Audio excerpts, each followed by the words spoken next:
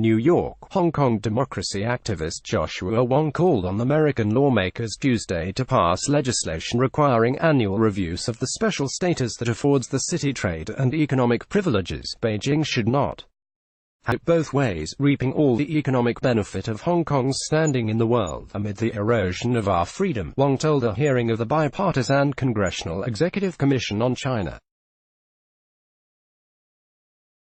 He and singer activist Denise Ho were among the witnesses urging passage of the Hong Kong Human Rights and Democracy Act of 2019, which would have the Secretary of State report to Congress each year on whether Hong Kong remains sufficiently autonomous to justify special treatment separate from mainland China under the United States Hong Kong Policy Act of 1992, asked by Republican Sen.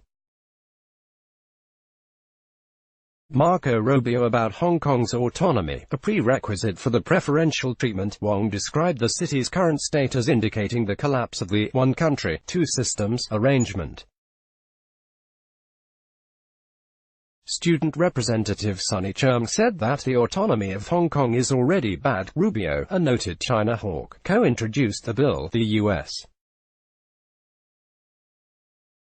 government and other democracies need to hold Chinese and Hong Kong officials accountable for the failure to uphold the commitments, Rubio remarked at the hearing. The United States and other nations have options precisely because Beijing benefits from Hong Kong's special status. Reassessing Hong Kong's status would exert significant pressure on both its government and the mainland's, but also threaten the city's standing as a global financial and trade hub. Earlier on Tuesday, Hong Kong Chief Executive Carrie Lam warned in a news conference that sanctions or punishment are not going to help lift Hong Kong out of this very difficult situation. Hong Kong's unrest, now in its fourth month, shows little signs of abating. Lam this month announced the formal withdrawal of the controversial extradition bill that had triggered the demonstrations.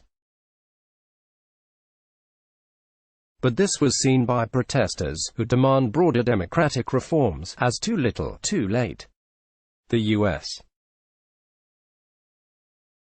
bill, introduced by a bipartisan group of senators days after protests broke out in June, also proposes such sanctions as asset freezes on those responsible for actions that suppress basic freedoms in Hong Kong, as well as a closer examination of Hong Kong's enforcement of U.S. export control laws on fears that American technology might be transshipped through the city and used to further Chinese mass surveillance programs. Notable lawmakers have spoken out in support of Hong Kong and the Human Rights and Democracy Act, including Senate Minority Leader Chuck Schumer and House Speaker Nancy Pelosi among the Democrats and Senate Majority Leader Mitch McConnell on the Republican side. But President Donald Trump, eyeing a trade deal with China, has yet to take a strong stance on Hong Kong beyond calling for Beijing to treat it humanely. Let's block ads. Why?